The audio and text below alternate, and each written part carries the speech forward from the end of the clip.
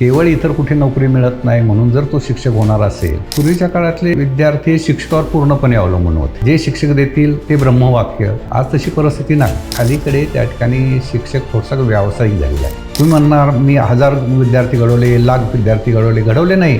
तुझ्या हाताखालून गेले ते फक्त. त्यांच्यासाठी तू काहीच केलं नाही. पालकसुद्धा इतके हळवे झालेले आहे. शाळेमध्ये तो विद्यार्थ्यांनी जर एखादी खोडी केली आणि शिक्षण थोडासा नुसता आवाज चढून जर त्याला बोललं तरी पालक भांडायला येतात. आणि म्हणून आज परिस्थिती अशी आहे की शिक्षकाच्या मनामध्ये किती जरी असले तर त्याची अवस्था नख नसलेल्या आणि दात नसलेल्या सिंहासारखी आहे. त्याला आयाळ आहे सिंहाची, पण तो सिंह नाही. शिक्षण म्हणजे फक्त परीक्षा आणि पुस्तक नाही, तर ही एक विचारांची जडणघडण आहे. आयुष्यभर चालणारा हा एक प्रवास आहे. आपण आज अशाच एका नव्या विचारसंपन्न प्रवासाला सुरुवात करतोय. नमस्कार मित्रांनो, मी अनिकेत चव्हाण आणि आपल्या यात्रा शिक्षण विश्वाची या मालिकेतील पहिल्या पॉडकास्टमध्ये तुमच्या सर्वांचं स्वागत आहे, जिथे आपण शिक्षणाच्या जुन्या संकल्पनांना नव्या विचारसरणीची जोड देऊन नव्या संधी, नव्या दृष्टिकोनासह शिक्षणाचा खरा अर्थ उलगडणार आहोत. तर आजच्या या पहिल्या भागामध्ये आपल्यासोबत चर्चा करण्यासाठी आपल्यासोबत आहेत श्री विद्यासागर सर. सरांचा थोडक्यात परिचय देतो. सर गेली 56 वर्षाहून अधिक काळ शिक्षण क्षेत्रामध्ये कार्यरत आहेत. एक शिक्षक, त्याच्यानंतर मुख्याध्यापक, त्याच्यानंतर रयत शिक्षण संस्थेमध्ये माध्यमिक विभागाच्या सहसचिव पदावर सरांनी काम पाहिलेलं आहे. आणि गेल्या काही वर्षापासून धायरेश्वर विद्या व क्रीडा प्रतिष्ठानमध्ये सर शैक्षणिक सल्लागार म्हणून कार्यरत आहेत. सरांचा या शिक्षण क्षेत्रातला खूप दांडगा असा अनुभव आहे. आणि आजच्या या भागामध्ये आपण आपल्या एकंदरीतच शिक्षण व्यवस्थेविषयी, पालकांच्या भूमिकेविषयी, सध्याच्या विद्यार्थ्यांविषयी आणि शिक्षकांच्या भूमिकेविषयी आपण जाणून घेणार आहोत. तर चला सुरुवात करूयात आजच्या पहिल्या भागाला.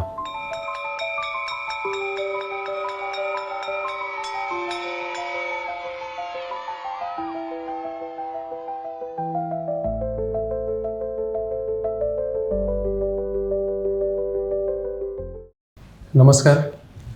शिक्षण म्हणजे फक्त पुस्तक आणि ज्ञान नाही, तर हा एक आयुष्यभर चालणारा प्रवास आहे. आणि अशाच एका विचारसंपन्न प्रवासाला आपण सुरुवात करतोय. नमस्कार, मी अनिकेत चव्हाण आणि तुम्ही पाहताय यात्रा शिक्षण विश्वाची हा आपला नवीन पॉडकास्ट. यामध्ये आज आपल्यासोबत आहेत श्री विद्यासागर सर. आणि सरांचा मी परिचय देण्यापेक्षा सरांकडूनच आपण त्यांचा परिचय ऐकून घेऊयात. नमस्कार सर, आपलं स्वागत आहे आमच्या या पॉडकास्टमध्ये. सर मी तुम्हाला विनंती करतो की सुरुवातीला आपला थोडक्यात परिचय आमच्या सर्व प्रेक्षकांना द्यावा. माझं नाव गोपाळ भालचंद्र विद्यासागर. माझं शिक्षण MA आणि MEdपर्यंत झालेलं आहे. मी रयत शिक्षण संस्थेमध्ये 10 जून 68ला कामाला लागलो आणि 28 फेब्रुवारी 2007ला मी सेवानिवृत्त झालो. त्यानंतर धायरेश्वर विद्या व क्रीडा प्रतिष्ठान या संस्थेमध्ये शैक्षणिक सल्लागार म्हणून मी काम करायला सुरुवात केली आणि आज तागायत या संस्थेमध्ये मी काम करतो आहे. एकूण या शिक्षण क्षेत्रामध्ये माझा जवळजवळ 56 वर्षे हे काम चाललेलं आहे आणि मला खात्री आहे की अजूनही माझ्यामध्ये क्षमता आहे.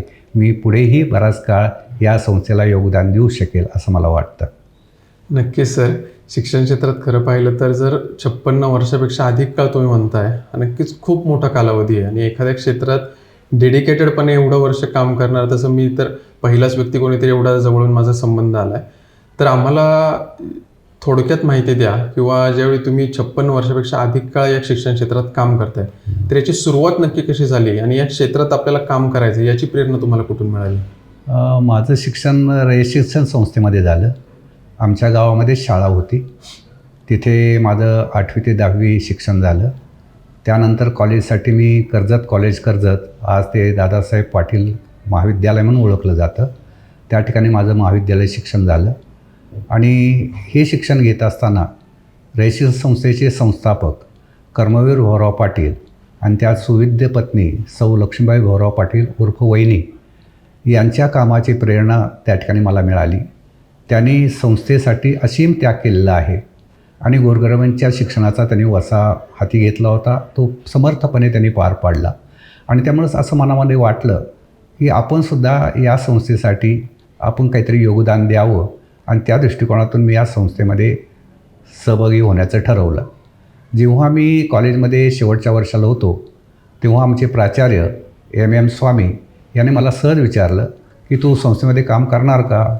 मी त्यांना होकार दिला आणि त्यांनी सांगितलं, जा, तुला नक्की तुला ठिकाण संस्थेची ऑर्डर मिळेल आणि तुला काम करता येईल. त्याप्रमाणे विदाऊट इंटरव्ह्यू, म्हणजे इंटरव्ह्यू न देता मला संस्थेमध्ये काम मिळालं आणि त्याप्रमाणे मी संस्थेमध्ये माझं कार्यकाल पूर्ण केला.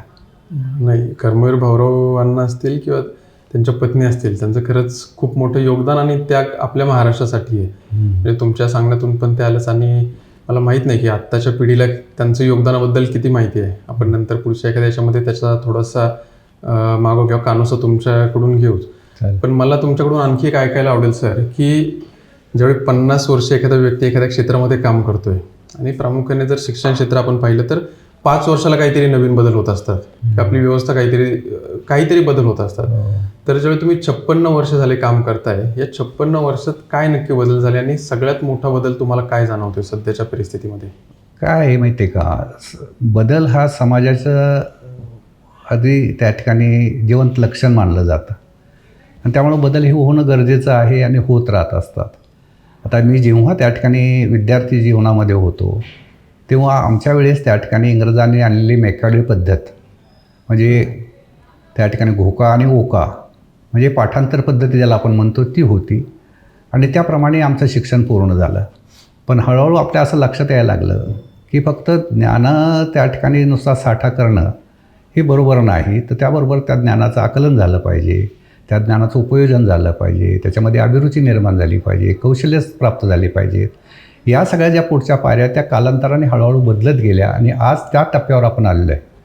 आपण फक्त त्या ठिकाणी विद्यार्थ्यांना ज्ञान देत नाही, तर ज्ञानाची पुढची पायरी कशी तो त्या ठिकाणी गाठेल या दृष्टिकोनातून आपण प्रयत्न करतो आणि त्याप्रमाणे बदल होत चाललेले आहेत. बरं, आता तुम्ही मेकॉले पद्धतीचा उल्लेख केला, पण त्या मेकॉल पद्धतीपासून आता डिजिटल शिक्षण, AI आलं, रोबोटिक्स आलं, या सर्व गोष्टी म्हणजे तंत्रज्ञानाचा खूप वापर शिक्षणामध्ये केला जातोय. तर याच्याकडे तुम्ही कसं पाहता आणि हे शिक्षकांसाठी आणि विद्यार्थ्यांसाठी एक चांगली संधी असेल का आव्हान म्हणून आपण त्याच्याकडे पाहिलं पाहिजे? नवीन गोष्टीचा स्वीकार हा करायलाच पाहिजे. जोपर्यंत तुम्ही नवीन गोष्टीचा स्वीकार करत नाही तोपर्यंत तुमच्यामध्ये नाविन्य येणं शक्य नाही. आणि म्हणून अलीकडे आलेलं जे काही AI तंत्रज्ञान असेल, रोबो असेल किंवा त्या ठिकाणी कॉम्प्युटर एज्युकेशन असेल, ते त्या ठिकाणी आज अवश्य गरज आहे. आणि आजही त्या ठिकाणी आपण असं पाहतो की याच्या साहाय्यानं विद्यार्थी खूप ज्ञान प्राप्त करून घेत आहेत. जे ज्ञान पूर्वी त्या ठिकाणी फक्त पुस्तकातून किंवा कोणाच तरी सांगणं मिळत होतं, त्याऐवजी आज विद्यार्थी स्वतःहून त्या ठिकाणी स्मार्टफोनच्या साहाय्यानं किंवा यूट्यूबच्या साहाय्याने ते प्राप्त करून घेऊ शकतो आणि त्याच्यामध्ये खूप मोठा बदल आपल्याला पाहायला मिळतो. बरोबर. आता हे सर्व तुम्ही म्हणताय की यूट्यूब किंवा इंटरनेट मुलांच्या हातात आले, स्मार्टफोन्स हातात आले आणि त्याच्यामुळे खूप सारं ज्ञान ते मुलाला बसल्या बसल्या त्या मोबाईलवरून मिळू शकतं. आणि त्यावरून मग आपल्याला पुढच्या मला मुद्द्यावर जावं वाटतं की याच्यामध्ये मग शिक्षकांची जी भूमिका आहे, म्हणजे आधी शिक्षकांनी ज्ञान दिलं, शिक्षकांनी शाळेत शिकवलं तर ते विद्यार्थ्यांना कळत होतं किंवा घरच्या संस्कारावरून विद्यार्थी शिकत होता किंवा घडत होता. पण आता मोबाईलवरून सगळंच मिळत आहे त्याला. या केसमध्ये पूर्वीच्या काळातले शिक्षक आणि आत्ताच्या काळातल्या शिक्षकांमध्ये तुम्हाला त्यांच्या शिकवण्याच्या पद्धतीत असेल किंवा एकंदरीतच त्या काळचे शिक्षक किंवा तुमच्या काळचे शिक्षक आणि आत्ताचे शिक्षक याच्यात काय फरक जाणवतो तुम्हाला? पूर्वीच्या काळातले विद्यार्थी शिक्षकावर पूर्णपणे अवलंबून होते. जे शिक्षक देतील ते ब्रह्मवाक्य आणि त्याप्रमाणे चालत होते. आज तशी परिस्थिती नाही. जरी शिक्षकाने एखादी गोष्ट सांगितली तरी विद्यार्थी त्याच्यावर विश्वास ठेवेलच अशी खात्री नाही. तो यूट्यूबच्या साहाय्याने किंवा अन्य मार्गाने त्या ठिकाणी ते ज्ञान बरोबर आहे की नाही हे पाहिजे आणि ही गोष्ट चांगली आहे. यासाठी शिक्षकाला एक महत्त्वाची गोष्ट करावी लागणार आहे की त्यांनी स्वतःला सक्षम करावं लागणार आहे. म्हणजे त्या ठिकाणी तयारी न करता, त्याचं पूर्ण ज्ञान न घेता तो जर विद्यार्थ्यासमोर उभा राहिला तर विद्यार्थ्यांचा त्याच्यावर असणारा विश्वास उडेल आणि जर त्या ठिकाणी शिक्षकावरचा विद्यार्थ्याचा विश्वास उडाला की आपोआपच त्या विषयाची अभिरुची जी असते ती विद्यार्थ्याची कमी होईल आणि त्याचं त्या ठिकाणी शेवटी मुलांचंच नुकसान होईल, त्या विद्यार्थ्याचं नुकसान होईल. बरोबर. हां, मग आता परत आपण आता एक एक पुढे शिक्षकांवरून आता विद्यार्थ्यांवर आलो.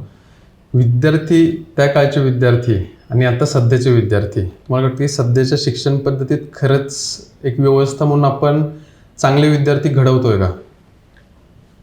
शिक्षकांनी त्याचं जे काम आहे ते चालूच ठेवलेलं आहे. त्याच्यामध्ये काही बदल झाला असं म्हणता येणार नाही. फक्त थोडीशी परिस्थिती अशी निर्माण झाली आहे की अलीकडे त्या ठिकाणी शिक्षक थोडासा व्यावसायिक झालेला आहे. पूर्वी त्याच्याकडे व्यवसाय म्हणून शिक्षक पाहत नव्हते. पूर्णपणे त्याचं डिव्होशन, ज्याला त्यागी वृत्ती म्हणतो, ती त्या शिक्षकाकडे होती. आज त्याच्या पाठीमागेही अनेक व्याप वाढलेले आहेत आणि तो त्याच्याकडे व्यवसाय म्हणून पाहतो आणि म्हणून जेवढं विद्यार्थ्याला हवं आहे तेवढंच देतो, त्याच्यापेक्षा जास्त देण्याच्या भानगडीत तो पडत नाही किंवा त्यासाठी तो वेळ द्यायला तयार नसतो आणि त्याचाही एक विचित्र अशा प्रकारचा परिणाम होतो. आणि म्हणूनच अलीकडे त्या ठिकाणी शिक्षकांचं विद्यार्थ्यासाठी जे असणारं योगदान आहे ते कमी झाल्यामुळं समाजामध्ये हे जे काही शिकवणी वर्ग आहेत त्या शिकवणी वर्गाला त्या ठिकाणी जास्त प्रोत्साहन मिळत चाललं आहे आणि अलीकडे ते वाढत चालले आहेत आणि विद्यार्थ्यांच्या शाळेपेक्षा, शाळेतल्या शिक्षकापेक्षा त्या ट्युशन क्लासमधल्या शिकवणी वर्गातल्या शिक्षकावर जास्त विश्वास बसायला लागला आहे.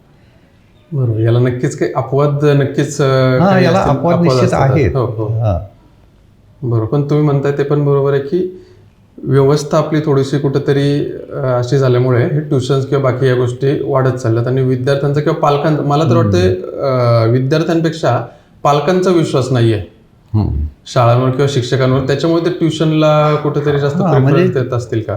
काय होतं, पूर्वी शाळा म्हणजे समाज मंदिर होतं. समाजाचा आणि शाळेचा अतिशय जवळचा संबंध होता. बरोबर. पालकांना सुद्धा शिक्षकाबद्दल आदर होता, विद्यार्थ्याला तर होताच होता आणि म्हणून शिक्षकावर बद्दल आदर असल्यामुळं, त्यांच्यावर विश्वास असल्यामुळं पालक सर्वस्वी त्या ठिकाणी शिक्षकावर अवलंबून होते. पण जसा जसा काळ बदलत गेला तसं मी तुम्हाला सांगितल्याप्रमाणे ती व्यावसायिकता आली आणि त्याच्यामुळं हा विश्वास थोडा कमी व्हायला लागला आहे आणि हे शाळेच्या दृष्टिकोनातून धोक्याचं आहे. बरोबर. याच्यामध्ये बदल करणं हे अपेक्षित आहे. त्यांनी करावं शिक्षकांनी बदल आणि त्याप्रमाणे वाटचाल करावी की जेणेकरून परत त्या ठिकाणी प्रवाह या ठिकाणी शाळेकडे येऊ शकेल आणि मग त्याच्यातून बदल नक्की घडेल. बरोबर. आता तुम्ही बदलाचा हे करताय, मागाशी पण सांगितलं की बदल ही काळाची गरज आहे किंवा बदल होणं हे गरजेचं असतं. पण मग आपल्या शिक्षण पद्धतीत परीक्षांचं जे महत्त्व आहे, परीक्षांना जे असामान्य महत्त्व दिलं जातं असं म्हणू आपण आपल्या शिक्षण व्यवस्थेत, त्याच्याबद्दल तुमचं काय मत आहे? म्हणजे आपल्या ज्ञानापेक्षा मार्क्सला जास्त महत्त्व दिलं जातं आणि हे खूप वर्षांपासून, खूप पूर्वीपासून होत चाललं आहे आपल्याकडे, तर त्याच्याकडे तुम्ही कसं पाहता? त्याला कारण म्हणजे समाजरचनाच म्हटलं पाहिजे. आज कुठेही त्या ठिकाणी नोकरीसाठी आपण गेलो तर अगोदर त्याची गुणाची चौकशी केली जाते. त्याच्याजवळ ज्ञान किती मिळवलेलं आहे, त्याला प्रॅक्टिकल नॉलेज ज्याला आपण म्हणतो ते त्याच्यात कितपत आहे हे झोकण्यापेक्षा त्याच्यामध्ये गुण किती आहे हे पहिले क्रायटेरिया धरले जाते. त्याप्रमाणे त्याला इंटरव्ह्यूला बोललं जातं आणि म्हणून पालकांमध्ये किंवा त्या विद्यार्थ्यांमध्ये असे त्या ठिकाणी भावना निर्माण झाली की जास्त गुण मिळवले पाहिजेत. म्हणजे स्पर्धात्मक युगामध्ये वावरत असताना त्याला गुणाला त्यांनी त्याच्यामुळे जास्त महत्त्व दिलं आहे. तो किती मिळवतो आहे, त्याने किती आत्मसात केलेला आहे, तो त्या ठिकाणी जे आत्मसात केलं आहे त्याचा वापर किती करतो, या गोष्टींना त्या ठिकाणी महत्त्व दिलं जात नाही आणि दुर्दैवाने त्याच्यामुळे ही स्पर्धा निर्माण झालेली आहे. बरोबर. आता मग म्हणजे जे आता नवीन शैक्षणिक धोरण आलं आहे, आता थोड्या गोष्टी त्याच्या इम्प्लिमेंट व्हायला चालू झाल्या, तर या नवीन शैक्षणिक धोरणाने ही सगळी व्यवस्था बदलेल आणि आपली शिक्षण व्यवस्था एक वेगळं, खूप एक मोठा टर्निंग पॉईंट ही पॉलिसी ठरेल असं तुम्हाला वाटतं का? नाही, कोणतीही धोरण हे चांगलंच असतं, पण त्याची प्रत्यक्ष कार्यवाही कशी होईल याच्यावर त्या धोरणाचं यश आणि अपयश अवलंबून असतं. पूर्वीसुद्धा अशा प्रकारची धोरणं आलेली आहेत. 1986चं नवीन शैक्षणिक धोरण आलेलं होतं. त्याच्यानंतरही त्या ठिकाणी काही अशी सरकारने वेगवेगळ्या प्रकारचे धोरणात्मक बदल करण्याचा प्रयत्न केला. परंतु आपली जी मानसिकता आहे ती मानसिकता जोपर्यंत बदलत नाही तोपर्यंत त्या ठिकाणी असणाऱ्या धोरणाला व्यवस्थितपणे मार्ग मिळणार नाही आणि हे सगळं करण्याचं काम त्या ठिकाणी शिक्षकाकडे आहे. शिक्षकाने त्या ठिकाणी या नवीन धोरणांचा विचार केला पाहिजे. आता नवीन शैक्षणिक धोरणामध्ये काय केलं आहे, प्रामुख्याने विद्यार्थ्यांची क्षमता कशी विकसित करायची याच्यावर भर दिलेला आहे. हा पूर्वीही त्या ठिकाणी मांडलेलं होतंच, परंतु तशा प्रकारच्या विकासावर भर न देता, क्षमतेवर भर न देता त्याला आकारिक मूल्यमापन आपण म्हणतो. आपण कागदोपत्री फक्त आकारिक मूल्यमापन केलं, कागदोपत्री तो त्या ठिकाणी त्याच्या क्षमता विकसित झाल्या, पण प्रत्यक्ष विकसित झाल्या की नाही याचं कुठंच त्या ठिकाणी मोजमाप नाही. बरोबर. आणि म्हणून ते विद्यार्थी फक्त वरच्या वर्गात जात राहिले, पण त्यांच्यामध्ये जी ज्ञानाची खुली यायला पाहिजे ती आली नाही. आणि म्हणून या नवीन शैक्षणिक धोरणामध्ये जसं क्षमता विकास होण्यासाठी त्या ठिकाणी तुम्हाला काही मार्ग दिलेले आहेत, त्याचप्रमाणे त्या क्षमता विकसित झाल्या की नाही हे पाहण्यासाठी मूल्यमापनाची नवीन पद्धत आणलेली आहे आणि ती पद्धत त्यांनी NCERTशी जोडली आहे. आज आपण जे म्हणतो महाराष्ट्रामध्ये सुद्धा NCERTचा अभ्यासक्रम आपण त्या ठिकाणी कार्यवाहित करणार आहोत. याचा अर्थ काय होतो? याचा अर्थ एवढाच आहे की महाराष्ट्राचा अभ्यासक्रमाचा जो आराखडा आहे त्यातला भूगोल असेल, इतिहास असेल, तो भाग काही राहणारच आहे. पण त्याची मूल्यांकन जी पद्धत आहे किंवा मूल्यमापन करण्याची जी पद्धत आहे ती मात्र NCERTच्या राहणार आहे. आणि त्याचा फायदा असा होईल की विद्यार्थ्यांना तर्क करणं, संवेदनशीलता दाखवणं, देशप्रेमाबद्दलच्या त्या ठिकाणी त्यांच्या विचार आणि अन्य जे काही त्या ठिकाणी महत्त्वाचे घटक ज्याला आपण म्हणतो गाभा घटक म्हणतो त्याच्यावर त्या ठिकाणी विद्यार्थ्यांना प्रश्न विचारले जातील आणि त्याच्यातून त्यांनी किती आकलन केलेलं आहे आणि व्यवहारात तो किती उपयोग करतो याचं मूल्यमापन केलं जाईल आणि ते निश्चितपणे विद्यार्थ्यांच्या भवितव्याच्या दृष्टिकोनातून चांगलंच असणार आहे. तुम्ही याच्यात शिक्षकांच्या जबाबदारीचा उल्लेख केला. मला पुढचा प्रश्न असा विचार वाटतो की एक चांगला शिक्षक घडवण्यासाठी सध्याच्या परिस्थितीत की म्हणजे एक चांगला शिक्षक आपण म्हणतो की त्याच्यामध्ये कोणते गुण असले पाहिजेत किंवा तो कसा घडवला गेला पाहिजे? कारण खरं पाहायला गेलं तर शिक्षण व्यवस्थेचा पाया म्हणजे शिक्षक आहे आपल्या देशामध्ये तरी. तर मग तो चांगला शिक्षक घडवण्यासाठी काय आपण केलं पाहिजे? पहिली गोष्ट म्हणजे त्या शिक्षकाला शिक्षण क्षेत्राबद्दल आवड असली पाहिजे. केवळ इतर कुठे नोकरी मिळत नाही म्हणून जर तो शिक्षक होणार असेल तर ते योग्य नाही, तर तो शिक्षण क्षेत्रात चांगल्या प्रकारे काम करू शकणार नाही. दुसरं, पूर्वीच्या काळातले जे शिक्षक होते ते त्यागी शिक्षक होते. आता मला चांगलं आठवतं आहे माझं बालपण की आमच्या गावामध्ये त्यावेळेस लाईट नव्हती. कंदिलावर त्या ठिकाणी मुलांचा रात्रीचा अभ्यास चालायचा. दिवसभर शिक्षक तर अभ्यास घ्यायचे पण संध्याकाळीसुद्धा शाळेत बोलवून रात्री 10 वाजेपर्यंत कंदिलावर त्या ठिकाणी शिक्षक आमचा अभ्यास घ्यायचे. सकाळी लवकर बोलवायचे, अभ्यास घ्यायचे. म्हणजे जवळजवळ शाळा म्हणजे घर आणि घर म्हणजे शाळा हेच त्या शिक्षकांचं होतं. म्हणजे त्याला आवडही होती, त्यागी वृत्ती होती, समर्पण करायचं होतं, आमचा विद्यार्थी घडवायचा ही भावना होती आणि त्यामुळं त्या ठिकाणी नाही म्हटलं तर आम्ही घडलो किंवा अशा प्रकारचे विद्यार्थी घडले. आज त्या ठिकाणी एवढी त्यागी भावना जर शिक्षकामध्ये नसेल तर विद्यार्थी चांगल्या प्रकारे नाही घडू शकत. आणि म्हणून मला असं वाटतं की शिक्षकाने थोडं तरी आपण समाजाप्रती काहीतरी देणं आहोत, आपल्यामुळे त्या ठिकाणी समाज घडणार आहे, समाज बदलणार आहे, समाज निर्माण होणार आहे याची जाणीव त्याने ठेवून त्यांनी काम केलं पाहिजे. आता याचाच थोडासा पुढचा भाग म्हणजे मला असं वाटतं की आपण विकसित देशांची आणि विकसनशील देशांची शिक्षण व्यवस्था बऱ्याच वेळा कम्पेअर होताना पाहतो. ही कम्पेअर होत असताना फरक पण किंवा दोन्ही व्यवस्थेमध्ये फरक साहजिकच आहे बऱ्यापैकी. पण मग एखादा देश घडत असताना त्याच्यामध्ये त्या शिक्षण व्यवस्थेचा तिथल्या देशाच्या विकासाशी थेट संबंध येतो असं वाटतं का? किंवा आपण थोडक्यात सोप्या भाषेत असं घेऊ, आपण भारताचं महासत्तेकडे आपण वाटचाल चालू आहे असं म्हणतो.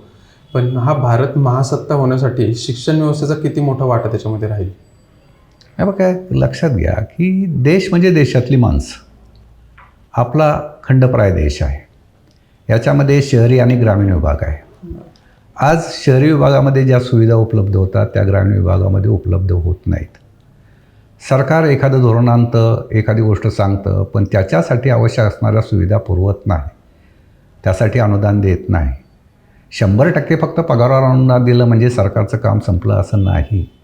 मूलभूत ज्या सुविधा आहे जोपर्यंत उपलब्ध होणार नाही तोपर्यंत शिक्षणामध्ये आमूलाग्र बदल होणारच नाही. आणि म्हणून पूर्वी सुद्धा जी होती शहरी आणि ग्रामीण विभागामध्ये जी दरी होती, शिक्षणाची दरी होती, ती आजही तीच कायम चालू आहे. उलट त्याची रुंदावत चालली आहे. म्हणजे शहरी विभागातील विद्यार्थ्यांना अनेक गोष्टी सहजासहजी मिळतात, म्हणजे उपलब्ध होतात, परंतु ग्रामीण विभागात त्या ठिकाणी उपलब्ध होत नाही. ग्रामीण विभागामध्ये इंटरनेट कनेक्शन नसतं, वेळेवर लाईट नसते, काही गोष्टी करायचे म्हटलं तर शिक्षकावर मर्यादा येतात आणि त्याच्यामुळं ते विद्यार्थी मागे पडतात. अशी परिस्थिती आहे. म्हणून याच्यामध्ये आपल्याला या ठिकाणी तुम्हाला महासत्ता व्हायचं असेल तर महासत्ता होणं म्हणजे फक्त इंडस्ट्रीयलमध्ये वाढ होणं आणि त्या ठिकाणी आर्थिक सुबत्ता येणं म्हणजे त्या ठिकाणी महासत्ता म्हणता येणार नाही. कारण मी म्हटल्याप्रमाणे देश म्हणजे देशातील माणसं, दगडधोंडे म्हणजे देश नाही. आणि म्हणून त्या ठिकाणी प्रत्येक व्यक्तीचा मूलभूतपणे विचार केला पाहिजे. तो कसा सक्षम होईल याचा विचार केला पाहिजे. जसं जपानमध्ये कोणत्याही कुटुंबाला एखाद्या वेळेस त्या ठिकाणी एखादा धंदा सुरू करण्यासाठी कर्ज दिलं जातं, तेव्हा त्या बँका त्यांच्याकडे वर्षे त्या ठिकाणी कर्जाची वसुली करत नाहीत. त्यांचं म्हणणं असं की धंदा सेटल होण्यासाठी वर्ष लागतं बरोबर. आणि मग त्या ठिकाणी 1 वर्षानंतर ते कर्जाचे हप्ते घ्यायला लागतात आणि मग ते देऊ शकतात आणि मग ते कुटुंब वर येतं. आज आमच्याकडे काय परिस्थिती आहे, आमच्या बँका ह्या व्यापारी बँका आहेत. ते कर्ज देतात आणि पुढच्या महिन्यापासून लगेच कर्ज वसुली सुरू करतात. म्हणजे तो सेटल झाला आहे की नाही, ते कुटुंब वाढलं आहे की नाही, त्याचा काहीतरी त्याला वर जातो आहे की नाही याचा विचारच नाही. आम्हाला फक्त त्या ठिकाणी बँका मोठ्या कशा होतील याची काळजी आहे. तसं जसं ह्या बाबतीत बघतं तसंच आपल्या शिक्षणाच्या बाबतीतही घडायला लागले. कुटुंब मोठं व्हावं, त्यांनी वरती यावं याचा विचार आपण करतच नाही आहे आणि फक्त आपण त्या ठिकाणी वरवरच्या गोष्टींचा विचार करतो नाही.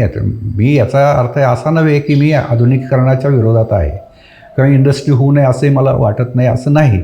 तर त्या ठिकाणी ते घाललं पाहिजे, ते घडलं पाहिजे.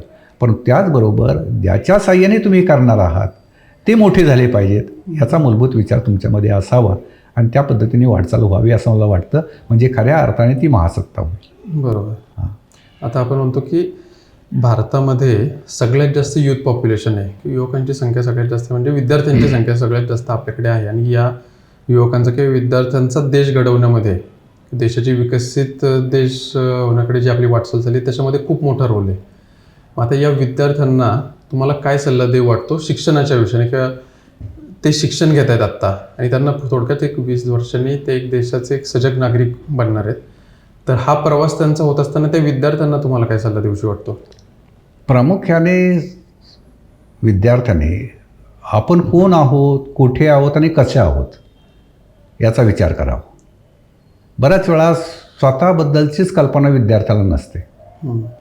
प्रत्येकजण म्हणतो की मला इंजिनियर आणि डॉक्टर व्हायचं आहे, पण माझी क्षमता आहे का, किंवा माझ्या मर्यादा काय आहेत, मी तिथपर्यंत पोहोचू शकेल का याचा विचार न करता तो त्या ठिकाणी कुठेतरी उडी टाकतो आणि मग बऱ्याच वेळा त्या ठिकाणी बुडण्याची शक्यताच असते. आणि म्हणून प्रामुख्याने विद्यार्थ्यांनी एखादं क्षेत्र निवडत असताना त्या क्षेत्रामध्ये आपल्याला यशस्वी होता येईल का, त्या क्षेत्रामध्ये अत्युच्च ठिकाणी आपल्याला जाता येतील का याचा प्रामुख्याने सुरुवातीला विचार करावा आणि त्याप्रमाणे वाटचाल करावी. पालकांनीही त्याला तशा पद्धतीने मार्गदर्शन करावं, शिक्षकांनीसुद्धा मार्गदर्शन करावं की जेणेकरून तो विद्यार्थी आयुष्यामध्ये यशस्वी होईल. माझं पण तेच म्हणाल की सध्या असं होतं आहे पिअर प्रेशरमुळं किंवा माझा मित्रमैत्रीण हे क्षेत्र सायन्सला गेलं, आर्ट्सला गेलं, कॉमर्सला गेलं म्हणून मला पण तेच करायचं आहे, हे असं म्हणणाऱ्यांची संख्या, विद्यार्थ्यांची संख्या जरा सध्या वाढत चालली असं मला वाटतं. तर ते न करता त्यांनी शक्यतो आपली आवड काय नक्की, आपल्याला कुठल्या क्षेत्रात काम करायला आवडेल, पुढच्या आपली क्षमता आहे की नाही, क्षमता आहे का हे पण महत्त्वाचं, ते बघून ते निवडलं वाटचाल करावी. नक्की सर. आता मला तुम्ही जवळपास 50पेक्षा 56 वर्ष तुम्ही शिक्षण क्षेत्रात काम करताय, तर या शिक्षण क्षेत्रात काम करत असताना किंवा या कारकिर्दीत तुम्हाला असं कुठला क्षण आठवतो किंवा कुठला धडा आठवतो की त्याने तुमच्या आयुष्याला एक वेगळी दिशा मिळाली किंवा तो धडा तुमच्या आयुष्यभर लक्षात राहिला आहे, अजूनही लक्षात आहे, असं काही सांगू शकाल तुम्ही? प्रत्यक्ष काम करत असताना एक तर आमच्यावर संस्थेचे त्या ठिकाणी संस्कार आहेत. आम्ही धर्म, लिंग, जात, पंथ, वर्ण या गोष्टी कधी पाळत नाही, पाळणार नाहीत. त्यामुळं आमच्यासमोर येणारा विद्यार्थी हा आमच्या दृष्टिकोनातून अतिशय महत्त्वाचा असायचा. आणि या बाबतीत एक प्रसंग मुद्दाम मी सांगतो की मी पुण्यामध्ये वडारवाडीत काम करत असताना, त्याला आता पांडवनगर म्हणतात, तिथे ज्युनियर कॉलेज टीचर म्हणून मी काम करत होतो. आणि एक ग्रामीण विभागातले एक गृहस्थ आपल्या मुलाला घेऊन आमच्या शाळेत उन्हाळ्यात सुट्टीत आले. वडील हँडिकॅप होते आणि मुलगा 10वीला 83% मार्क मिळाले आहेत त्याला, पण तो शाळेत 1 वर्ष गेलाच नव्हता. का? तर परिस्थिती नाही म्हणून. मग त्या ठिकाणी त्यांना कोणीतरी सांगितलं की आमच्याकडे वसतिगृह आहे, मुलाची राहण्याची सोय होईल, जेवणाची सोय होईल आणि ॲडमिशन मिळेल असं त्यांना वाटलं. आणि म्हणून ते आले आणि त्यांनी विचारलं की आम्हाला सातारला आमच्या मुलाची होईल का सोय. मग त्यांना सांगितलं सातारला कशाला पाठवता, इथेच ठेवा. आणि मग त्याला बोर्डीमध्ये राहण्याची व्यवस्था केली. त्याचं नाव हेमंत कडू. पुढे तो त्या ठिकाणी 11वी सायन्स झाला, 12वी सायन्स झाला, नंतर डिप्लोमा होल्डर झाला. डिप्लोमा होल्डरच्या शेवटच्या वर्षाला असताना त्याला याच्या L&T या कंपनीमध्ये कॉल आला. त्याला सांगितलं आणि प्रत्येक वेळेस त्या ठिकाणी त्याला त्याची शैक्षणिक फी भरणं, परीक्षा फी भरणं, इतर वेळेस मदत करणं, हे काम मी सतत करतच राहिलो. आणि त्याला सांगितलं कुठेही येऊ दे. त्याला आला होता मद्रासला, तो कॉल आला होता. म्हटलं जा, मी तुला जाताना सगळं अंथरून पांघरून कपडे सगळं देईल, शिवाय महिन्याचा खर्चाचे पैसे देईल, आणि तू तिथे गेल्यानंतर तुला अडचण आली मला फक्त कळव, मी पैसे पाठवतो. पण दरम्यान त्याचा रिझल्ट लागला आणि त्याला मद्रासऐवजी सुरतला त्या ठिकाणी पोस्टिंग झालं. तिथे तो गेला. आज तो त्या ठिकाणी अत्यंत चांगल्या परिस्थितीमध्ये आहे आणि त्याला महिन्याला जवळजवळ 2 लाख रुपये पगारात मिळतो. एकदम जीवनामध्ये उभा राहिला. आणि त्याचा मला आनंद आहे की आपण कोणतरी एखाद्या ठिकाणी सत्पात्री दान केलं आणि ते उपयोगाला आलं. असं मी त्या ठिकाणी, म्हणूनच मी नेहमी आमच्या शिक्षकांना नेहमी सांगतो की तू त्या ठिकाणी जास्त नाही 5च विद्यार्थी घडव की जे आयुष्यामध्ये खऱ्या अर्थाने उभे राहतील. तुम्ही म्हणणार मी 1000 विद्यार्थी घडवले, लाख विद्यार्थी घडवले नाही. तुझ्या हाताखालून गेले ते फक्त. त्यांच्यासाठी तू काहीच केलं नाही. त्यांच्यासाठी केलं असं कधीच तू म्हणशील जेव्हा तुझं नेहमीचं काम करत असताना, कारण तू करत असताना तुला पगार मिळत होता, म्हणजे तुम्ही वेगळं त्या ठिकाणी त्यासाठी दिलं नाही. त्याच्याशिवाय तुम्ही त्याला काही करता का? तो आयुष्यामध्ये उभा राहतो का नाही, याचा आपण विचार करायला पाहिजे. आणि त्याप्रमाणे शिक्षकांनी असे दत्तक म्हणून म्हणा पूर्ण सर्व्हिसमध्ये जास्त नाही 5 विद्यार्थ्यांनी त्यांनी घडवावे की जेणेकरून 5 कुटुंब उभे राहतील. आणि त्याप्रमाणे माझ्या आयुष्यामध्ये प्रयत्न केला आणि मला आज आनंद आहेत की हे मुलं आजही त्या ठिकाणी मला वडिलांचा मान देतात आणि त्या ठिकाणी प्रत्येक वेळेस त्या ठिकाणी माझ्याशी एकरूप होतात. हा आनंद आहे. तर एवढे तुम्ही जर त्यांना मदत, किंवा शेवटी म्हणजे असं म्हणतात की जर कोण भुकेला असेल तर त्याची नाही, खरं म्हणजे घडले तेच, बरोबर, मी फक्त त्यांना आधार दिला एवढाच. नाही, पण तो त्या काळामध्ये आधार त्यांना मिळणं ही खूप मोठी गोष्ट त्यांच्यासाठी असेल. आज चांगल्या पदावर असतील, चांगले त्यांना पॅकेजेस वगैरे असतील, पण त्या काळी त्यांना जो आधार गरजेचा होता तो तुम्ही दिला. आणि त्यामुळे त्या भावनेमुळे ते तुमच्याशी आजही तुम्ही म्हणता तसं ते वडिलांच्या भावने तुमच्याकडे पाहतात. बरोबर. आणि हे आत्ताच्या शिक्षकांनी करणं गरजेचं आहे. आणि आज समाजाला त्याची गरज आहे. समाजामध्ये अशा प्रकारचे खूप बुद्धिमान मुलं आहेत की त्यांच्याजवळ बुद्धिमत्ता आहे, परंतु त्यांना दिशा मिळत नाही, त्यांना संधी मिळत नाही. आणि ती संधी देण्याचा प्रयत्न त्या ठिकाणी केला पाहिजे. बरोबर. आता दुसरा महत्त्वाचा मुद्दा सर, आता मागच्या काही काळापासून किंवा प्रामुख्याने मला जे जाणवतं ते कोरोनानंतर विद्यार्थ्यांचं मानसिक किंवा आरोग्य असेल किंवा मनस्थिती असेल ही खूप विचलित झालेली जरा दिसते. तुम्हाला पण ते जाणवत असेल. आणि त्याला दुसरं कारण असं पण असू शकतं की स्पर्धा खूप वाढली आहे. पालकांचं प्रेशर कुठे ना कुठे, ठीक आहे सगळ्यांचं नाही, पण पालकांचं प्रेशर पण ते विद्यार्थ्यांवर असतं. आणि मग या सर्व गोष्टी विद्यार्थ्याला एकतर खूप म्हणजे तो विद्यार्थी खचून जातात अक्षरशः काही शालेय वयामध्येच. मग एवढं प्रेशर घेणं एकतर बरोबर नाहीच. पण या सर्व परिस्थितीवर मग तुम्हाला काय वाटतं? खरं म्हणजे कोरोना काळामध्ये शाळा बंद होत्या आणि म्हणून त्याला पर्याय म्हणून आपण ऑनलाईन शिक्षण पद्धती आणली. आणि खरं जर विचार केला तर ही पद्धती पूर्णपणे फसली. कारण खेडेगावामध्ये ऑनलाईन शिक्षण पद्धती चाललीच नाही. कारण ती इंटरनेट कनेक्शन, लाईट, ह्या सगळ्या गोष्टीमुळे. शहरामध्ये चालली तिथेही तीसुद्धा 60 ते 70% चालली. म्हणजे 30% विद्यार्थी शहरामध्ये सुद्धा ह्या प्रवाहातून बाजूला होते. खेडेगावामध्ये तर जवळजवळ सगळेच बाजूला होते असं म्हणायला काही त्या ठिकाणी पर्याय नाही. आणि त्याचा परिणाम असा झाला की हे विद्यार्थी, आणि तुम्ही काय केलं, शाळेत जरी जात नव्हते तरी तुम्ही त्यांना पुढच्या वर्गात टाकलं. आणि त्याचा परिणाम असा झाला की त्या विद्यार्थ्यांना त्या वर्गाचा जो अभ्यासक्रम आहे तो झेपेनासा झाला. आणि मग मुलं सैरभैर झाली. आणि मग त्या ठिकाणी शाळेमध्ये त्यांचं मन लागत नाही आज. त्यामुळं मन ज्यावेळेस लागत नाही तेव्हा मग काहीतरी खोड्या करणं, धिंगामस्ती करणं, आदळापट करणं, मोडतोड करणं, चिडचिडेपणा करणं, अनेक प्रकारची ही दुर्गुण त्या ठिकाणी निर्माण झाली. आणि मग त्याच्यातून त्या ठिकाणी सावरता आज आता आपली फजिती व्हायला लागली. पण तरी एक केलं पाहिजे की हे जर विद्यार्थी तुम्हाला जे काही त्यांना जे काही देता आलं नाही ते अजून थोडं देऊन जर आपण त्यांना प्रवाहामध्ये आणलं तर जास्त महत्त्वाचं आहे. आणि त्याच्यापेक्षासुद्धा या विद्यार्थ्यांची जी मानसिकता बदलली ती त्या ठिकाणी परत त्या ठिकाणी मार्गावर आणण्यासाठी त्यांचं ब्रेन वॉशिंग करणं अत्यंत गरजेचं आहे. घडलं ते घडलं, त्यांनी त्याच्यामध्ये त्यांचा दोष देता येणार नाही, पालकांनाही दोष देता येणार नाही, समाजालाही दोष देता येणार, पण हे घडलं आहे. आणि म्हणून त्यांचं ब्रेन वॉशिंग करावं, त्यांना समजून सांगितलं पाहिजे, बाबा रे आपल्याला जर मोठं व्हायचं असेल, पुढं जायचं असेल तर तुला ह्या गोष्टी करायला पाहिजे, अशा प्रकारे जायला पाहिजे, अशा प्रकारे तू प्रयत्न कर. म्हणजे हे जर मला सांगितलं, परिस्थिती जाणीव करून जर दिली, तर बरीचशी मुलं ट्रॅकवर येतात आणि परत त्या ठिकाणी मार्गावर येतात. माझ्या त्या ठिकाणी शिक्षण काळामध्ये हा प्रयोग मी कायम केला. म्हणजे विशेषतः 9वी-10वीचे जे विद्यार्थी या काळामध्ये असायचे, की थोडं त्या ठिकाणी नाही म्हणलं तर पौगंडावस्थेमध्ये आलेली मुलं, शारीरिक बदल, मानसिक बदल होणारी मुलं थोडेसे नाही म्हणलं तर गडबड करायची. आणि म्हणून माझी पद्धत अशी असायची की महिन्यातून कमीत कमी 1 वेळा त्या मुलांचं ब्रेन वॉशिंग करायचं. म्हणजे काय करायचं, शिक्षण सोडून बाकीच्या गोष्टी त्याला सांगायच्या. समाज कसा आहे, समाजामध्ये काय चालतं आहे, समाजामध्ये कुठल्या घटना का घडतात, त्याच्या पाठीमागची कारणमीमांसा काय, या सगळ्यावर नुसते त्या ठिकाणी जनरल बोलायचं. आणि मला त्याचा फायदा असा मिळायचा की मुलं त्या ठिकाणी 15-20 दिवस अगदी ट्रॅकवर असायचे.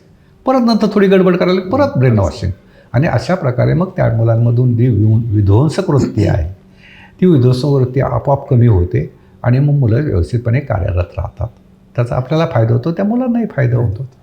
सर, आता आपण टेक्निकल किंवा फॉर्मल गोष्टी बऱ्याच बोललो, व्यवस्थेवर बरंच बोललो, पण मला तुमच्याकडून ऐकायला एक आवडेल आणि नक्कीच आमच्या प्रेक्षकांना पण ऐकायला ते आवडेल की आत्ताच्या शहरी भागातल्या शाळा झाल्या किंवा ग्रामीण भागातल्या शाळा झाल्या की परिस्थिती खूप बदलली आहे. पण मला हे ऐकायला आवडेल की तुम्ही ज्यावेळी विद्यार्थी देशात होता किंवा शाळेत ज्यावेळी जात होता, त्यावेळी तुमचं दैनंदिन रुटीन कसं असायचं, किंवा ग्रामीण भागाचा तो किंवा काळ वेगळा होता, आता परिस्थिती खूपच बदलली आहे, त्यावेळेचं तुमचं दैनंदिन रुटीन कसं असायचं एक विद्यार्थी म्हणून?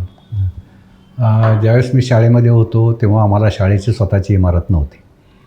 एका वाड्यामध्ये 2-3 खोल्या आम्हाला मिळालेल्या होत्या आणि त्या ठिकाणी विद्यार्थ्यांचे वर्ग भरायचे. तिथे शाळेला शिपाई नव्हता. प्रत्येक तास झाला की मुख्याध्यापक त्या ठिकाणी स्वतःच त्या ठिकाणी बेल द्यायचे किंवा एखाद्या शिक्षकाला बेल द्यायला सांगायचे. नंतर प्रत्येक शनिवारी एका वर्गाला संपूर्ण वर्ग सारवण्याचं काम असायचं. मग शनिवारी तो वर्ग शाळेत असण्याऐवजी त्या ठिकाणी शेण गोळा करत असायचा. शाळा संपल्यानंतर आम्ही सगळे त्या ठिकाणी तो वर्ग त्या यायचा शाळेमध्ये आणि मग कुणी पाणी, कुणी ते शेण कालवणं करणं, सारवणं हे केलं की तोपर्यंत त्या ठिकाणी 2 तास ती काम जायची. त्याच्यानंतर आम्हाला सुट्टी मिळायची. मग जाऊन आंघोळ करणं वगैरे या सगळ्या गोष्टी असायच्या. म्हणजे थोडक्यात काय सांगायचं की त्या काळामध्ये मुलांना स्वावलंबनाचे धडे हे शाळेतच मिळत होते आणि त्याचबरोबर कोणतंही काम हलक्या दर्जाचं नाही हे आम्हाला समजत होतं. कामाची लाज बाळगू नका हे आम्हाला शिकवलं गेलं आहे आणि त्याचा फायदा आजही आम्हाला होतो. आम्हाला कोणतंही काम हलकं वाटत नाही. अगदी त्या ठिकाणी मला तुम्ही सांगितलं की आजही शाळेची बेल द्या तर मी देऊ शकतो. मला त्याचा कमीपणा वाटणार नाही. कारण श्रमप्रतिष्ठा ज्याला आपण म्हणतो हे आमच्या रेशन संस्थेचं ब्रीदवाक्यच आहे, श्रमप्रतिष्ठा.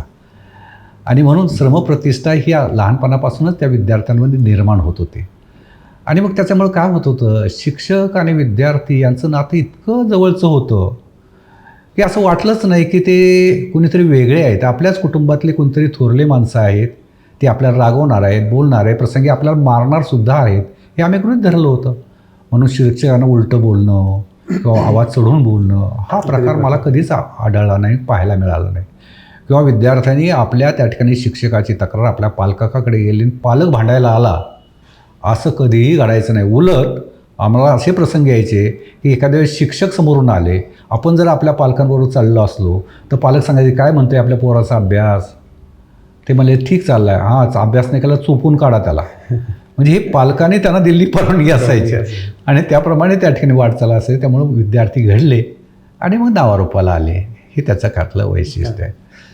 तुम्ही हा सांगता तो मुद्दा खरं महत्त्वाचा आहे. कारण तुम्ही म्हटलं जसं की शेणाने शाळा सारवायची वगैरे ते बऱ्यापैकी ग्रामीण भागात त्या गोष्टी चालायच्या.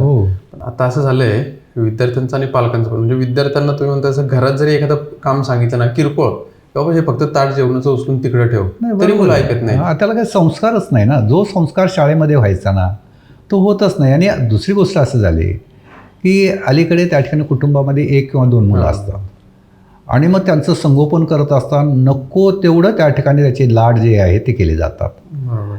संगोपन करणं याचा अर्थ त्या ठिकाणी लाड करू नये असं मी म्हणणार नाही, करा, परंतु त्याचबरोबर त्याच्यावर संस्कार द्या. एखाद्या समजा लहान मुलाला तुम्ही लहानपणापासून सांगितलं पाहिजे तुझ्या अंथरुणाची घडी तू कर, काय त्याच्यात तो वाईट आहे, पण हे शिकवलं पाहिजे. दुसरी गोष्ट अशी की पालकसुद्धा इतके हळवे झालेले आहेत खूप सेन्सिटिव्ह झाले की शाळेमध्ये तो विद्यार्थ्यांनी जर एखादी खोडी केली आणि शिक्षण थोडासा नुसता आवाज चढून जर त्याला बोललं तरी पालक भांडायला येतात. की माझ्या मुलाला तुम्ही का बोलला, त्याच्या मनावर परिणाम झाला, त्याची मानसिकता बिघडली. म्हणजे हे जे आहे ते कुठंतरी आपण त्या ठिकाणी थांबवलं पाहिजे. म्हणजे आपण असं मानलं पाहिजे की शिक्षकसुद्धा आमच्याच कुटुंबातला एक घटक आहे. आम्ही बोलतो तो बोलेल, आम्ही एखाद्या त्या ठिकाणी त्याला रागवतो तोही रागवे, हे गृहीतच धरत नाही आपण. आणि म्हणून आज परिस्थिती अशी आहे की शिक्षकाच्या मनामध्ये किती जरी असले तर त्याची अवस्था नखं नसलेल्या आणि दात नसलेल्या सिंहासारखी आहे. त्याला आयाळ आहे सिंहाची, पण तो सिंह नाही.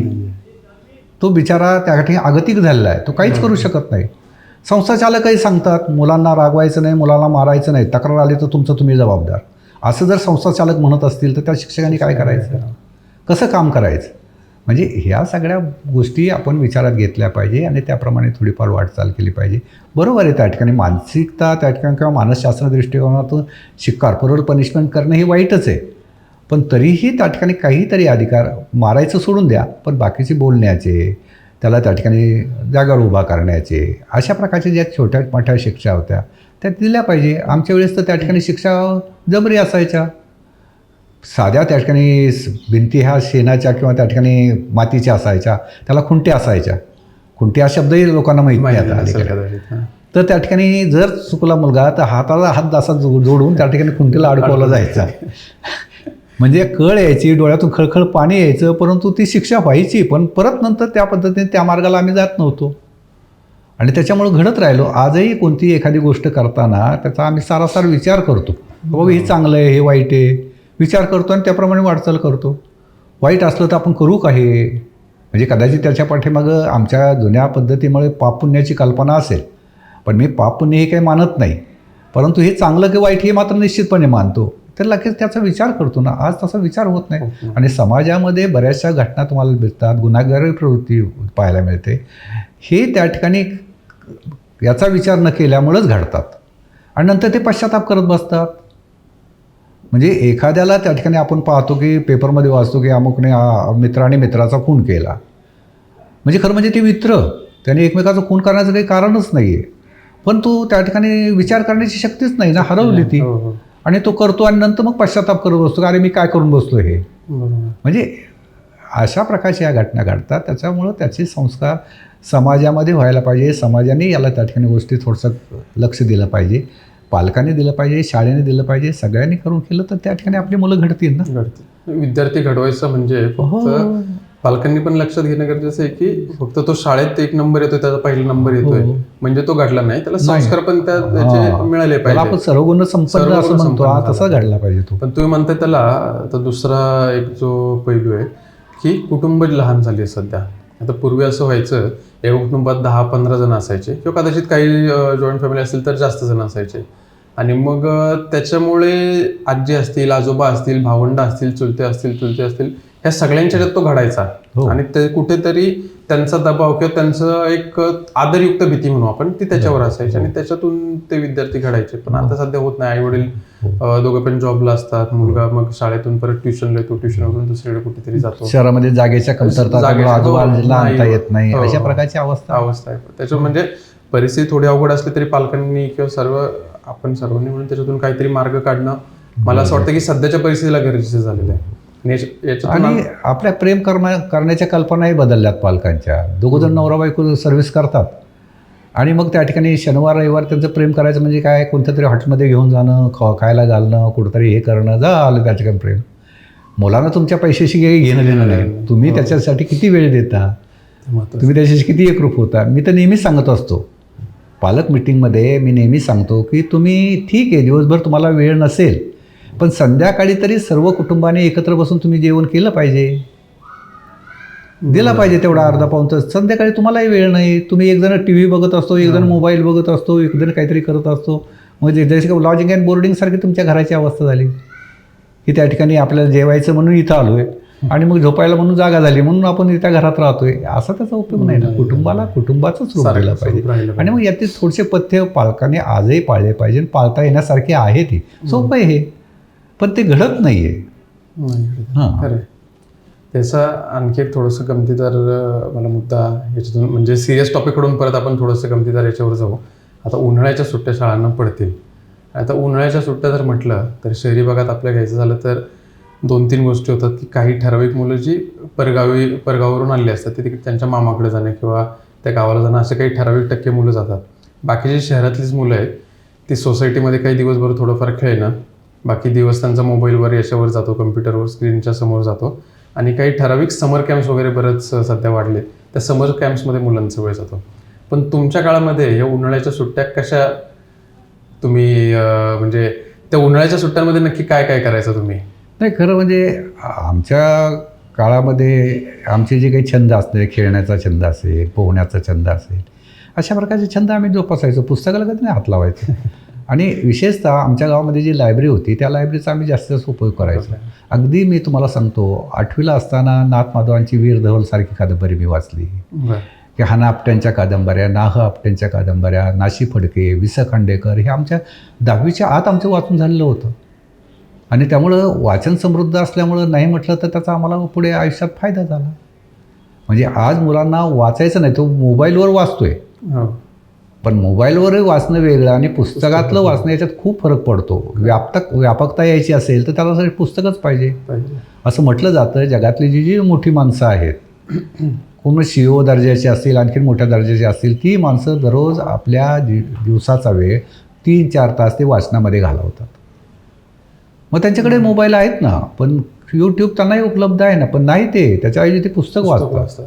कारण पुस्तकामुळे तुमचं व्यापकता असते, त्याच्यामध्ये डेप्थ ज्याला आपण म्हणतो, खोली, ज्ञानाची खोली जी असते ती त्याच्यामध्ये मिळतो, विचार मिळतो आणि त्याप्रमाणे तुम्हाला त्याचा आयुष्यामध्ये फायदा होतो. मला तर म्हणजे सुट्टीमध्ये मुलांनी अभ्यास करावा हे मलाही मान्य नाही, पण त्यांनी छंद जोपासावे. जे तुम्हाला आवडेल ते त्यांनी केलं पाहिजे. आणि पालक काय करतात, एरवी शाळेमध्ये त्यांना त्या ठिकाणी कंपल्सरी जावं लागतं आणि सुट्टीमध्ये समर कॅम्पला जावं लागतं. म्हणजे त्याला मोकळेपणा नाहीच आहे, स्वातंत्र्य नाहीच आहे. विद्यार्थ्यांना किंवा त्या मुलांना स्वातंत्र्य मिळालं पाहिजे. त्यांना त्याच्या पद्धतीने जाऊ द्या, कारण आयुष्य त्याला स्वतःला स्वतंत्र जगायचं आहे. बरोबर. तुमच्या आधारावर तो जगणार नाही. म्हणजे त्याची अवस्था तुम्ही कशी करता, एखाद्या वेलीसारखी करता, कोणत्या तरी वृक्षाच्या साहाय्याने ती उंच उंच जाते, नाही तर ती सरपटतच जाते. त्या मुलांची ती अवस्था तुम्ही करताय आणि त्याला कारणीभूत तुम्ही आहात. आणि म्हणून हे समर कॅम्प किंवा ह्या गोष्टी करण्यापेक्षा त्याला त्या ठिकाणी विचारा, तुला काय करणं आवडतं, तुला काय करायला हवं आहे, करू द्या. फक्त त्यांनी झोपा काढाव्यात असं मी म्हणणार नाही.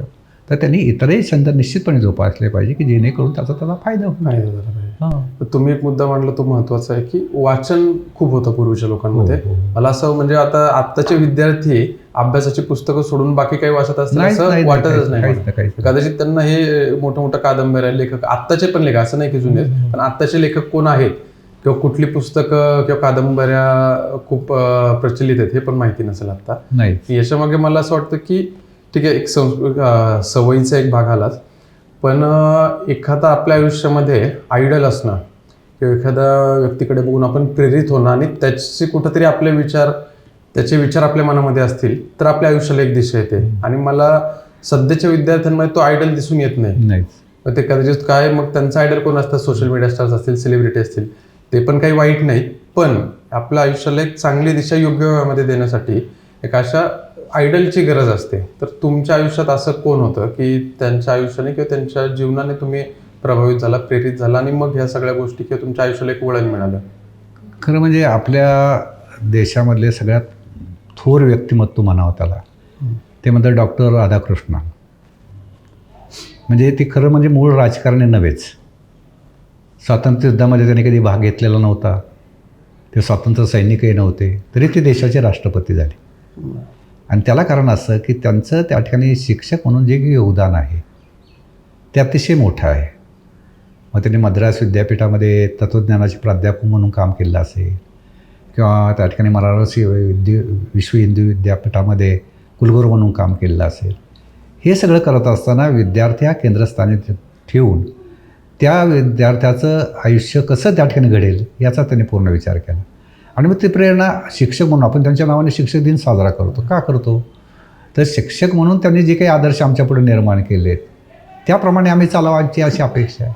आणि म्हणून ती प्रेरणा आहे आम्हाला, नेहमीच त्या ठिकाणी प्रेरणा देत राहते. जेव्हा जेव्हा मी त्यांचं चरित्र वाचतो, त्यांच्याबद्दलचे त्यांची पुस्तक वाचले, म्हणजे त्यांच्याबद्दल शब्द असा वापरला जातो की अरिस्टॉटलने जो शब्द वापरला आहे, फिलॉसॉफर किंग, तत्त्वज्ञ राजा. म्हणजे तो खरा म्हणजे तत्त्वज्ञ राजा होता. म्हणजे आमचे राष्ट्रपती होते म्हणजे राजा होता बरोबर. आणि पण तत्त्वज्ञ होता. तत्वज्ञान. म्हणजे अशा प्रकारचा देशाला एक लाभलेला फार थोर माणूस आहे आणि त्यांची जीवन विद्यार्थीप्रती त्यांचं असणारे त्या ठिकाणी योगदान याच्यामुळे ते प्रेरित करतात. त्याच्यातलं थोडंसं तुम्ही बोलला की डॉक्टर राधाकृष्ण असतील किंवा बरेच जे पूर्वीचे शिक्षक होते त्यांचं विद्यार्थी केंद्रित पूर्ण विचार असायचा. हो. त्यांचं विद्यार्थी केंद्रित समर्पित आयुष्य असायचं. तर सध्याच्या या परिस्थितीत आपला विद्यार्थी चांगला घडवण्यासाठी एक सुसंस्कृत आणि सर्वांगीण विकास घडवण्यासाठी विद्यार्थ्याचा पालकांनी आणि शिक्षकांनी एकत्रित प्रयत्न करणं गरजेचं आहे. तर तुम्हाला असं काय वाटतं सध्याच्या परिस्थितीनुसार की पालकांनी आणि शिक्षकांनी एकत्रित येऊन हे बदल आपल्या विद्यार्थ्याच्या आयुष्यात केले गेले पाहिजेत त्यांच्या मार्फत, म्हणजे आपला विद्यार्थी चांगला घडेल? हो, त्यासाठी आपण एक व्यवस्था केलेली आहे, पालक शिक्षक संघ. खरं म्हणजे पालक शिक्षक संघाची रचना करत असताना त्यांनी काय सांगितलं आहे की वर्गाचा एक संघ असतोच आहे, त्याच्यामध्ये सगळे पालक सहभागी होतात आणि मग त्या सगळ्यांमधून एक त्या ठिकाणी प्रतिनिधी म्हणून पालक शिक्षक संघात येतो. म्हणजे जेवढे वर्ग तेवढा एक एक पालक असा येतो आणि त्याचा पालक शिक्षक संघ येतो. आणि त्या पालक शिक्षक संघामध्ये त्या ठिकाणी जेवढे शिक्षक तेवढेच त्या ठिकाणी पालक असतात. मुख्याध्यापक त्याचा अध्यक्ष असतो आणि ते विचारविनिमय करतात. हे करण्याच्या पाठीमागे उद्देश असा आहे की सुसंवाद निर्माण व्हावा. माझा मुलगा कसा आहे हे शिक्षकाला त्यांनी सांगावं. तुमच्या मुलांनी काय करणं अपेक्षित आहे हे शिक्षकांनी बोलावं. त्या मुलांच्या भल्यासाठी काय करणं गरजेचं आहे हे पालकांनी सांगावं. तुम्ही काय काय करू शकता हे सांगावं. नवीन कल्पना द्याव्यात आणि मग शाळेला सोयीच्या असतील अशा कोणत्या कल्पना स्वीकारता येते याचा शाळेने विचार करावा, संस्थेने विचार करावा आणि त्याप्रमाणे वाटचाल करावी अशी ही अपेक्षा आहे. आणि त्याप्रमाणे कार्य चाललेलं असतं आणि ते अतिशय गरजेचं आहे. परंतु पालक शिक्षक संघ हे प्रतिनिधी आहेत. खरं म्हणजे या प्रतिनिधींनी परत त्या ठिकाणी वर्गाचा जे काही पालकाचा संघ आहे त्याच्याशी बोललं पाहिजे. पण दुर्दैवाने त्याच्या पुढची पायरी होतच नाही. आम्ही जी काही छोटीशी 50 लोकांची जी काही कमिटी असेल, 40 लोकांची असेल, 30 लोकांची जेवढे त्या ठिकाणी असेल त्यांच्याशी बोलणं होतं ते त्यांच्या पुरतंच राहतं. तुम्ही प्रतिनिधी होता, तुम्ही तुमच्या त्या ठिकाणी वर्गाची त्या ठिकाणी पालक सभा बोलवली पाहिजे. त्यांना सांगितलं असं असं ठरलं आहे, अशा पद्धतीने आपल्याला करायचं, तुम्हाला काय वाटतं सांगा. असे जर सुसंवाद आपण एकमेकाशी राखत गेलो तर निश्चितपणे त्याचा फायदा होईल ना. बरोबर. म्हणजे थोडक्यात तुम्ही म्हणता जसं की याच्यामध्ये आपल्या विद्यार्थ्याला घडवण्यासाठी शिक्षक असतील, पालक असतील आणि शाळा असेल यांनी सर्वांनी एकत्रित येऊन काम करणं गरजेचं आहे. म्हणजे बरोबर आहे. पण आता याच्यातूनच मला पुढचा प्रश्न येतोय, ठीक आहे हे विद्यार्थी घडवतोय आपण, पण आता शहरी भागात असतील किंवा ग्रामीण भागात पण खूप प्रमाणात शाळा वाढल्यात किंवा संस्था खूप वाढल्यात आणि साहजिक आहे की आपलं लोकसंख्या त्या प्रमाणात वाढत चालली, त्याच्यामुळे त्या सुविधा देणाऱ्या तेवढ्या संस्था निर्माण झाल्या पण पाहिजेत. पण एक या सर्व स्पर्धेमध्ये किंवा एवढ्या या वाढत्या संख्येमध्ये एक चांगल्या शाळेची परिभाषा तुम्ही कशी कराल? चांगली शाळा कशाला म्हणायचं, जी त्या ठिकाणी ज्या शाळेमध्ये समृद्ध ग्रंथालय आहे, अतिशय चांगल्या प्रकारचे शास्त्र प्रयोगशाळा आहे, चांगल्या प्रकारचं संगणक कक्ष आहे की तिथे भरपूर कॉम्प्युटर्स आहे, त्या शाळेला खेळाचं अतिशय सुंदर अशा प्रकारे मैदान आहे, तिथे बैठी खेळाची सोय आहे, मैदानी खेळाची सोय आहे आणि महत्त्वाची गोष्ट म्हणजे हे सर्व करून घेणारे त्या ठिकाणी प्रशिक्षित शिक्षक आहेत. या ठिकाणी जे ह्या ठिकाणी असेल ती शाळा निश्चितपणे आदर्शप्रतीत जाऊ शकते. पण आज काय होतं आहे, आपल्याकडे ह्या सगळ्या गोष्टींची कमतरता आहे आणि त्याला कारण असते की खाजगी शिक्षण संस्था या गोष्टी निर्माण करतात, प्रयत्न करतात आणि देतात. परंतु सरकारी अनुदानित ज्या शाळा आहेत किंवा विनाअनुदानित ज्या शाळा आहेत की ज्या सरकारने त्या ठिकाणी त्याला अनुदान देणं अपेक्षित आहे ते काम मात्र म्हणावं तसं व्यवस्थितपणे होत नाही. फक्त पगारावर 100% अनुदान मिळतं, इतर प्रकारच्या खर्चाचं अनुदान मिळत नाही. वर्षानुवर्षे ते थोपून ठेवलं जातं आणि त्यामुळे त्या ठिकाणी शाळेला सुविधाच मिळत नाही. त्या शाळा आदर्श होणार कशा?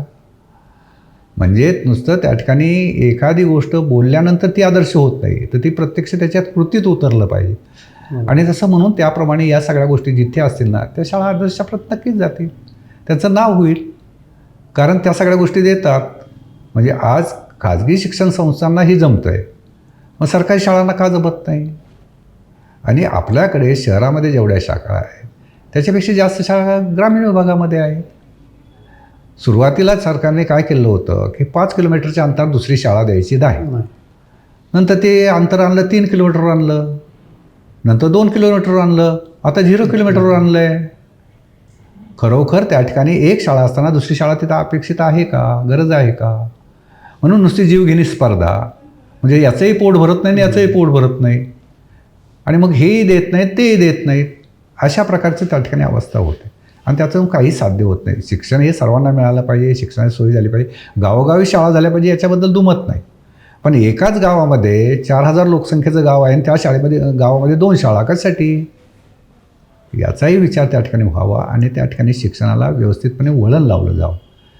आणि मग केवळ त्या ठिकाणी व्यवसाय म्हणून जर त्या ठिकाणी शाळाकडे पाहत असाल तर त्याचा काय उपयोग नाही. मग कोणताही त्या ठिकाणी शाळेची निकोप वाढ ज्याला म्हणतो आपण ती होणार नाही.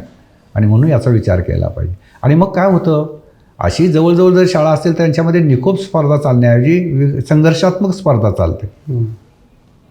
आणि मग त्या ठिकाणी चांगली गोष्ट निर्माण करण्यापेक्षा त्याच्यात काय कमी आहे हेच फक्त सांगितलं जातं. म्हणजे अशा सगळ्या गोष्टी घडता येतात, त्या सध्या दिसत आहे. आणि ते चित्र काय बनवतात की चांगलं नाही आहे. आता आपण सर शेवटाकडे वळताना थोडंसं आपण मागच्या एक अर्धा पाऊण तासामध्ये व्यवस्थेवर बऱ्याच गोष्टी बोललो आहे. व्यवस्थेचं हे चुकतं किंवा असं नाही झालं पाहिजे. आता आपण शाळांचं पण बोललो की सरकारी शाळांमध्ये आपल्याला म्हणजे ज्या सुविधा पाहिजे तशा उपलब्ध नाही केल्या जातात. तर मला असा प्रश्न तुम्हाला विचारायचा आहे, जर तुम्हाला अशी एक संधी मिळाली की शिक्षण व्यवस्थेत एक बदल तुम्हाला घडवायचा आहे तर तो बदल कोणता असेल? मला असं वाटतं की शांतिनिकेतनमध्ये जे मुक्त शिक्षण पद्धती वापरली जाते ती मुक्त शिक्षण पद्धतीचा वापर केला पाहिजे. मुलांनी पाहिजे त्यावेळी यावं, पाहिजे तिथे बसावं, पाहिजे तिथं अभ्यास करावा, नसेल तर खेळावं, नंतर तर त्यांना नसेल तर लायब्ररीमध्ये जाऊन अभ्यास करावा, एखादा प्रयोग करावा, शिक्षकाला वाटलं तर वर्गात शिकवावं किंवा एखाद्या झाडाखाली बसून त्यांना शिकवावं. पण जेणेकरून असं वातावरण निर्माण करावं की त्या मुलांना त्या शाळेमध्ये यावंसं वाटेल, काहीतरी घ्यावंसं वाटेल. आज आपण काय करतो, शिस्तीच्या चाकोरीमध्ये सगळ्या गोष्टी करत राहतो आणि म्हणून बऱ्याच वेळा त्या ठिकाणी मुलांवर बंधनं येतात किंवा त्याच्या जे काही इच्छा आहेत, आंतरिक इच्छा आहेत ते उफाळून येतात.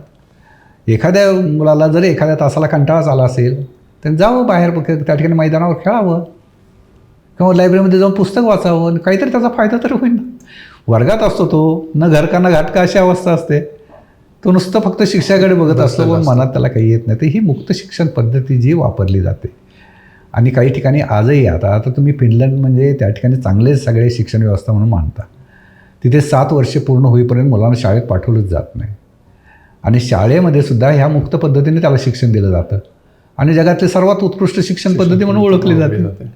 मग ती पद्धतीसुद्धा आपल्याकडे यायला काय हरकत नाही, तो प्रयोग करायला काय हरकत आहे. आपण काही ठिकाणीच करतोय, आपण शांतिनिकेतनला तो प्रयोग केला, त्याचा तो यशस्वी झाला. ओपन स्कूलिंगचे ओपन स्कूल कल्पना आहे हो त्या ठिकाणी. तशा प्रकारची निर्माण जर केली तर निश्चितपणे बदल घडू शकेल. पण त्यासाठी कोण केलं पाहिजे. आम्ही कसं आहे, आमची शाळा म्हणलं की त्या ठिकाणी परीक्षा म्हणलं की त्याला सर्टिफिकेट, मग त्याच्यामध्ये मार्काचं त्या ठिकाणी सगळ्या गोष्टी, याच्यावर त्या शाळेची मोजमाप करतो. आमच्या शाळेचा 100% रिझल्ट लागला म्हणजे आमची शाळा आदर्श.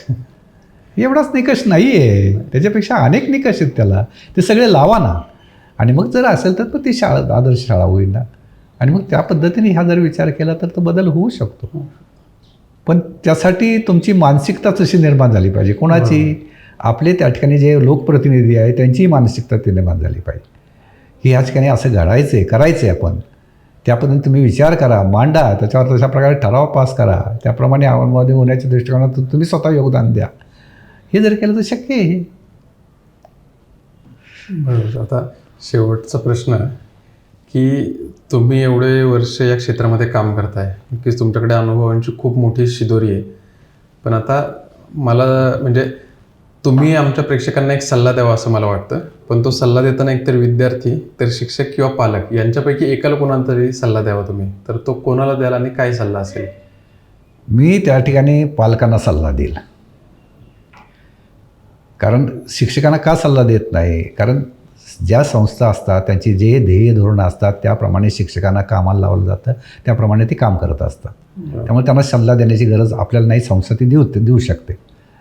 विद्यार्थी लहान आहेत, त्यांना सल्ला देण्यापेक्षा पालकांना सल्ला देणं योग्य आहे. आणि सल्ला असा आहे माझा पालकांना, कधीही आपल्या मुलाची दुसऱ्याशी तुलना करू नका. तुमचं मूल हे तुमचं मूल आहे. त्याचा जो इंटेलिजंट कोशंट आहे तो जन्मजात ठरलेला आहे आणि त्यामुळे तुम्ही त्याच्यामध्ये जर बदल करत नसाल तर उगाच तुम्ही एखादी गोष्ट त्याच्यावर का लादता? शेजारच्या मुलाने 90% मार्क मिळवले म्हणजे तुमच्याच मुलाने 90% मार्क मिळवले पाहिजे अशी का अपेक्षा करता?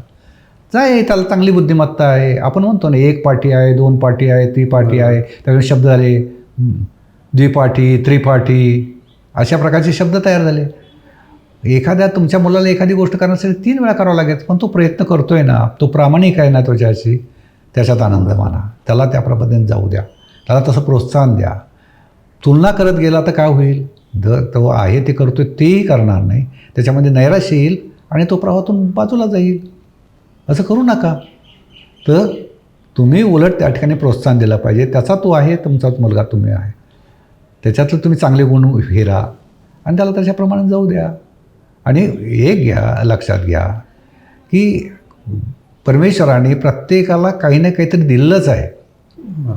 आंधळ्या माणसाला दिसत नसेल परंतु त्याला आवाजाची देणगी दिलेली आहे. तो एखादं गोष्ट जर त्याने एकदा कानाने नाद ऐकला असेल ना, तो दुसऱ्या वेळेस सांगतो ते अमुक अमुक व्यक्ती आहे, ओळखतो तो. बरोबर. परमेश्वराने दिलं आहे, एक कमी केलं, एक दिलं आहे. तसं तुमच्या मुलाला एक कमी केलं असून दुसरं काहीतरी दिलं असेल ते शोधा. आणि म्हणून माझं म्हणणं असं असतं की लहान मुलांच्या समोर सगळ्या गोष्टींच्या संधी द्या आणि त्याचं ऑब्झर्वेशन करा. जशी रशियामधली जी शिक्षण पद्धती आहे त्याला पायोनियर म्हणतात. पायोनियर म्हणजे अशी शिक्षण पद्धती आहे की बालवाडीमध्ये किंवा लहान वयाच्या मुलांना एका मोठ्या हॉलमध्ये ठेवलं जातं आणि तिथे वेगवेगळ्या प्रकारची खेळणी ठेवलेली असतात. कुणीही तिथं एक मोठा माणूस नसतो, सगळे झरोक्यातून पाहत असतात, त्यांची शिक्षक झरोक्यातून पाहत असतात.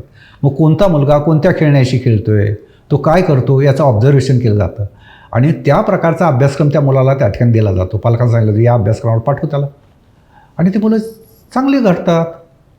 आमच्याकडे तसं होत नाही.